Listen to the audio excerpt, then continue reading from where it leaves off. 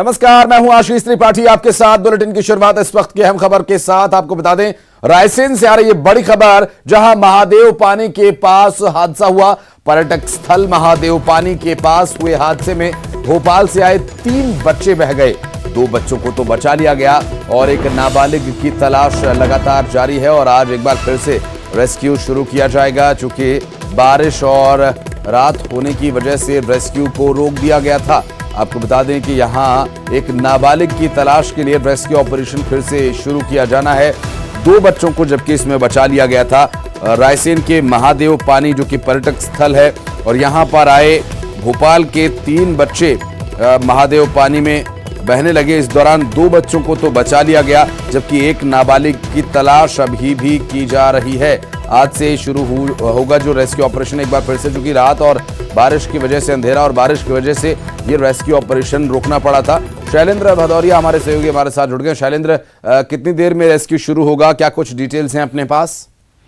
देखिए, बिल्कुल जिस तरीके से देर रात को ये रेस्क्यू बंद करना पड़ा था क्योंकि लगातार उस इलाके में बारिश हो रही थी और जिसके अलावा अंधेरा हो गया था, जिसके चलते ये रेस्क्यू रोकना पड़ा था। लेकिन अब जब सुबह हो चुकी है, अब कुछ देर में ही ये रेस्क्यू शुरू किया जाएगा। हालांकि जो वो नदी का बहाव है उसके नीचे की तरफ भी कुछ आसपास के इलाकों को भी अलर्ट मोड पर किया था, ताकि यदि बच्चा आगे बहकर गया हो तो उसको वहां पर रेस्क्यू किया जा सके। तो न केवल जो घटनास्थल है वहां पर रेस्क्यू किया जाएगा, बल्कि उसके आगे अब जो है वो रेस्क्यू किया जाएगा। और जिस तरीके से कल रात को ही प्रशासनिक अमला और एनडीआरएफ की टीम भी मौके पर पहुंची थी, क्योंकि महादेव पानी एक बड़ा पिकनिक स्पॉट है। कल रविवार का दिन होने के चलते बड़ी संख्या में लोग यहाँ पर पिकनिक मनाने पहुंचे थे। इसी दौरान अचानक जो है पानी बढ़ गया था, जिसके चलते 3 बच्चे जो है वो उसमें बहे थे, जिसमें से 2 बच्चों को सकुशल रोक बचा लिया गया था। लेकिन एक बच्चा जो है बहाव में बह गया था। उस बच्चे की कुछ देर बाद तलाश शुरू की जाएगी। जी बिल्कुल। और ये परिवार कहाँ, भोपाल का रहने वाला बताया जा रहा है शैलेंद्र? क्या परिवार की तरफ से इस पे कहा जा रहा है उस दौरान, क्योंकि वहां पर अमूमन इस तरह की घटनाएं होती हैं, लेकिन बारिश के मौसम में यहाँ पानी की आवक भी ज्यादा होती है, कोई एहतियात नहीं बरते गए थे पहले से?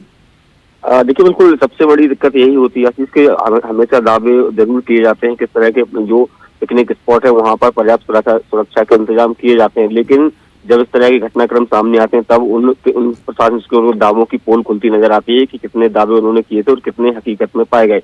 यदि वहां पर प्रशासनिक अमले की टीम पहले से मौजूद होती या ये कहे कि जो गार्ड वगैरह है वो अगर वहाँ मौजूद होते तो इस तरह की घटना को टाला जा सकता था। क्योंकि अक्सर ये देखने में आता है कि लोग पिकनिक मनाने आते हैं और ये भूल जाते हैं कि वो ऐसी जगह पर हैं जहाँ कभी भी पानी बढ़ सकता है और उस तरह के उसके बाद इस तरह के घटनाक्रम पेश आते हैं। जी बिल्कुल। और जगह भी ये पर्यटक स्थल है और ऐसे में रंग में भंग पड़ जाता है इस तरह की घटनाओं के बाद। बहुत शुक्रिया शैलेंद्र आपका इस पूरे मामले पर जानकारी देने के लिए। तो आप सभी दर्शकों से अनुरोध है कि ऐसी किसी जगह पर जाएं, सावधानी बरतें और बहुत ही सतर्क होकर यहां पर आप एंजॉय करें।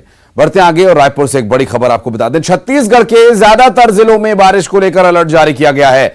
आज दिन भर बारिश होने के आसार हैं। लगातार बारिश से आम जनजीवन अस्त व्यस्त हो सकता है और रायपुर से मौसम विभाग की तरफ से जारी की गई इस जानकारी में आपको बता दें कि बारिश को लेकर अलर्ट जारी किया गया है और साथ ही ये बताया जा रहा है कि आज दिन भर बारिश का जो सिलसिला है वो चलता रहेगा। ऐसे में आपका जो आज का शेड्यूल है आपको हो सकता है कि रीशेड्यूल करना पड़े या हो सकता है कि आपका बारिश की वजह से काम में बाधा आ सकती है। क्योंकि जिस तरह से मौसम विभाग ने जानकारी दी है, पूर्वानुमान जताया, उससे जाहिर है आज दिन भर बारिश होगी और इस बारिश की वजह से आवागमन बाधित हो सकता है। क्योंकि लगातार बारिश का होना कई परेशानी आम जनजीवन को प्रभावित कर सकता है।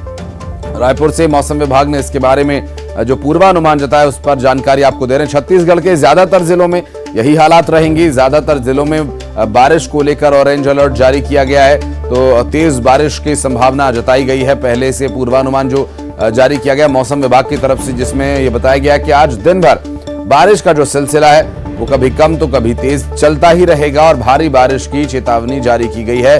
रायपुर के मौसम विभाग की तरफ से दी गई इस जानकारी में बताया जा रहा है कि भारी बारिश होने से आम जनजीवन अस्त व्यस्त हो सकता है। ज्यादातर जिलों में छत्तीसगढ़ की बारिश होगी। युगल हमारे सहयोगी इस वक्त हमारे साथ मौजूद हैं, उनसे बात करेंगे। युगल, अभी की क्या स्थिति है? बारिश शुरू हो गई, आप अम्ब्रेला लेकर, छाता लेकर खड़े हैं?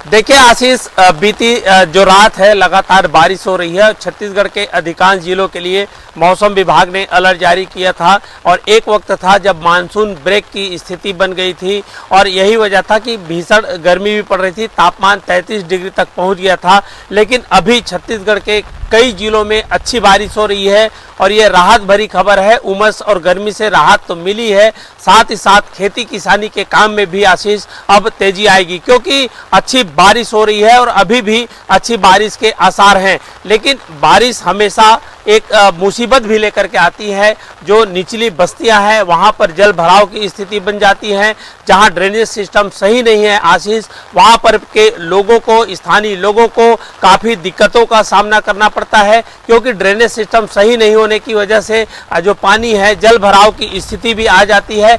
कमोबेश नगरीय निकाय क्षेत्रों में इस तरह की जो स्थिति है वो देखा जाता है, क्योंकि जो नाली का पानी है सड़कों पर आ जाता है, आवागमन भी प्रभावित होती हैं और राजधानी रायपुर सहित प्रदेश के कई जिलों में इस तरह की जो स्थितियां हैं वो बनती है जब लगातार बारिश होती है। और ऐसी बारिश जो बारिश की झड़ी लगी हो और सावन का आज दिन भी है आशीष, तो ये कहा जा सकता है कि बदरा मेहरबान है। परेशानी जरूर लोगों को है लेकिन राहत है गर्मी से, उमस से। जी बिल्कुल युगल, और सावन का दूसरा सोमवार का आपने जिक्र किया और ये सावन के दूसरे सोमवार में बारिश की संभावना पहले ही जता दी गई थी और हालांकि लोगों को परेशानी हो सकती है। इसके चलते लोगों को अपने कार्यक्रम भी रीशेड्यूल करने पड़ सकते हैं। आप रहिएगा युगल हमारे साथ, कुछ और खबरों पर आपसे बातचीत करेंगे, डिटेल्स लेंगे।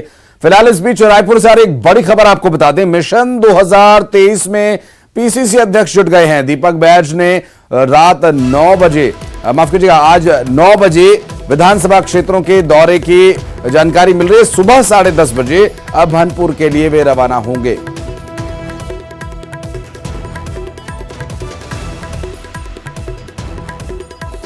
दरअसल अभनपुर, कुरूद, धमतरी, पुरूर, चारामा, काकेर, केशकाल, फरसगांव का वे दौरा करेंगे। कांग्रेस कार्यकर्ताओं से दीपक बैज मुलाकात करेंगे और इसमें दीपक बैज क्या कुछ मंत्रणा कर सकते हैं कार्यकर्ताओं से, इस पर बातचीत करेंगे। हमारे सहयोगी युगल लगातार हमारे साथ मौजूद है। युगल, चुनाव है और ऐसे में दीपक बैज ने जब से कमान संभाली है तेजी के साथ काम कर रहे हैं, समय कम है, चुनौतियां ज्यादा हैं, इसके लिए पूरी फुर्ती में काम कर रहे हैं।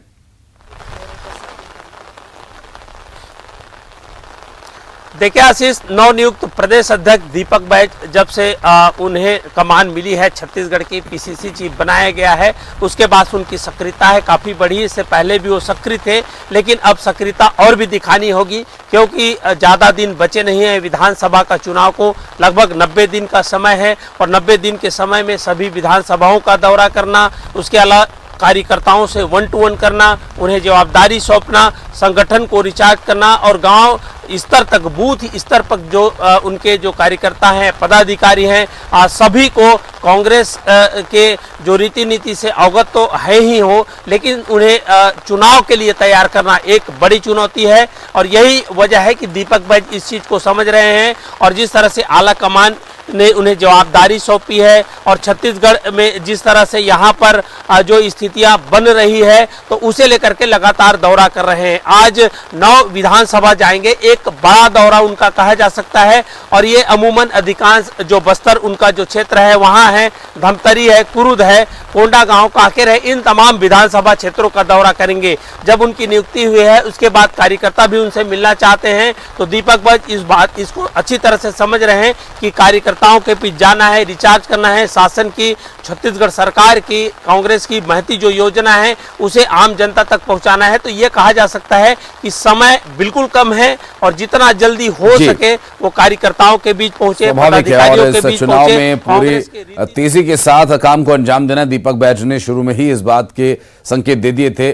बहुत शुक्रिया आपका इस पूरे मामले पर जानकारी देने के लिए युगल। और आज छत्तीसगढ़ का लोक पारंपरिक हरेली त्योहार है और हरेली त्योहार पर किसान कृषि उपकरणों और पशुधन की पूजा करते हैं। बच्चे और युवा गेड़ी का आनंद लेंगे। हरेली पर छत्तीसगढ़ी व्यंजन चीला, फरा, चौसेला, पूरी, गुलगुला, हिरसा आज घर घर में बनेंगे। मुख्यमंत्री भूपेश बघेल की पहल पर लोक महत्व के इस पर्व पर सार्वजनिक अवकाश भी घोषित किया गया है। इससे छत्तीसगढ़ की संस्कृति और लोक पर्वों की महत्वता बढ़ गई है और लोक संस्कृति इस पर्व में अधिक से अधिक लोगों को जोड़ने के लिए छत्तीसगढ़िया ओलंपिक की भी शुरुआत की जा रही है। और प्रशांत हमारे सहयोगी इस वक्त हमारे साथ जुड़ रहे हैं। प्रशांत, जो छत्तीसगढ़ ओलंपिक है उसका तो विशेष आकर्षण है ही, लेकिन आज क्या कुछ सरकारी कार्यक्रम हैं और आज अवकाश भी है, किस तरह का त्योहार कैसे मनाया जाएगा?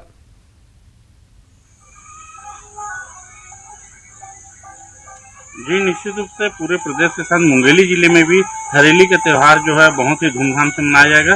हरेली क्योंकि हरियाली से जुड़ा हुआ है और मुख्य रूप से कृषकों का ये त्यौहार है और आज कृषि कार्यों से मुक्त होकर किसान जो है अपने कृषि उपकरणों का और पशुधन की पूजा अर्चना करते हैं, साथ ही अच्छे फसल की भगवान से कामना करते हैं।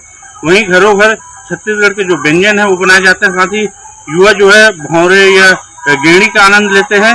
इसके साथ ही मैं बता दूं कि आज जिला प्रशासन के द्वारा जो स्टेडियम है वहां आज मुख्य आयोजन भी आयोजित किया गया, जहां जिले के प्रभारी मंत्री गुरु रुद्र कुमार आज छत्तीसगढ़िया ओलंपिक की शुरुआत करेंगे और आज से छत्तीसगढ़िया ओलंपिक का आगाज भी होगा जो पूरे 2.5 महीने चलेगा। इसके साथ ही विभिन्न आयोजन किए जाएंगे और आज पूरे दिन जो है विभिन्न आयोजन किए जाएंगे। साथ ही जो हरेली का त्यौहार है काफी धूमधाम से मनाया जाएगा, क्योंकि हरेली के त्यौहार से ही छत्तीसगढ़ में त्योहारों की शुरुआत मानी जाती है और आज हरेली के साथ ही त्योहारों की शुरुआत होती है। इसके साथ ही मैं बता दूं कि अमावस्या पर यह हरेली का त्यौहार मनाया जाता है और बहुत ही धूमधाम से यह त्यौहार मनाया जाता है। जी बिल्कुल, और हरेली के त्योहार को लेकर अलग अलग व्यंजनों का आनंद आज छत्तीसगढ़िया लोग लेंगे और साथ ही जो छत्तीसगढ़िया खेलों का जो ओलंपिक प्रशांत हो रहा है उसका क्या उस पर क्या तैयारी है, किस तरह से लोग इसे खेलेंगे?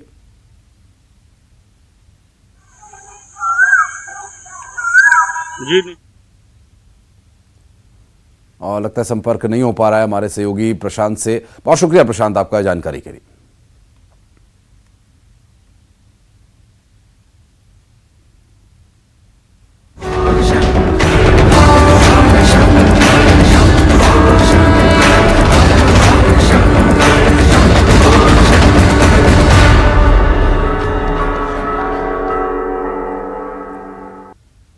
और आज श्रावण मास का दूसरा सोमवार है। शिवालयों में हर हर महादेव की गूंज है और हर ओर बाबा के भक्त बाबा की कृपा पात्र बनने के लिए शिवालयों में पहुंच रहे हैं। आपको बता दें कि आज का उपवास रखने का भी प्रावधान है। श्रावण मास के सोमवार की जो महत्वता है उसका जो विधान है वो लोगों के बीच काफी लोकप्रिय है, चर्चित है। और आज हरियाली अमावस्या और सोमावती अमावस्या का खास संयोग बन रहा है। ऐसे में माना यह जा रहा है कि विधि विधान से की गई पूजा का विशेष फल मिलता है और आज श्रावण मास का दूसरा सोमवार भी है और सोमवती अमावस्या और ये संयोग भक्तों के लिए, श्रद्धालुओं के लिए विशेष है। और श्रावण मास के दूसरे सोमवार के साथ आज हरियाली सोमवती अमावस्या भी है और यह संयोग 57 साल के बाद बन रहा है। सुबह भगवान महाकाल का दुग्ध और दही शहद से पंचामृत से अभिषेक किया गया और इसके बाद बाबा महाकाल का विशेष श्रृंगार किया गया।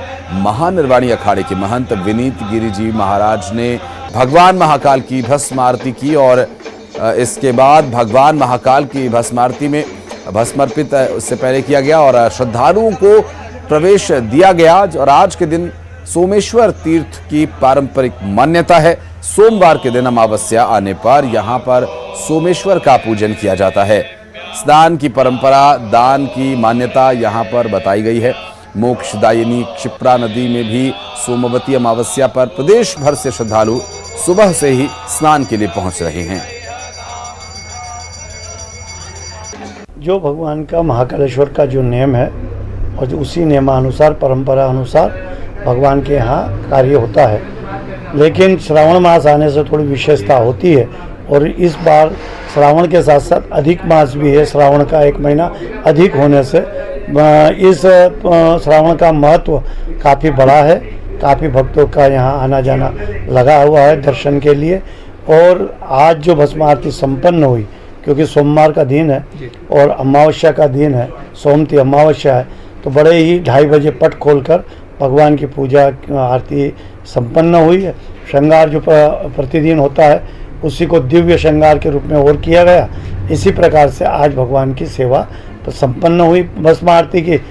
सोमती और शनिचरी अमावस्या जब भी आती है, अमावस्या का एक महत्व है और इस महत्व पर तीर्थों स्थल पर जाकर जो भी भक्त स्नान करते हैं, दान करते हैं, उन्हें यज्ञ के कई यज्ञ के कराने का पुण्य उनको प्राप्त होता है। इसलिए सोमवती पर भी शिप्रा स्नान करने का बड़ा महत्व है। शिप्रा स्नान और महाकाल दर्शन करने का महत्व है क्योंकि ज्योतिर्लिंग है। और अजय पटवा हमारे सहयोगी इस वक्त हमारे साथ जुड़ रहे हैं। अजय, आज का जो संयोग है विशेष संयोग 57 साल बाद बन रहा है और यूं भी बाबा महाकाल के दर्शन के लिए लोग हर रोज आते हैं, लेकिन आज के विशेष संयोग में क्या विशेष व्यवस्थाएं हैं?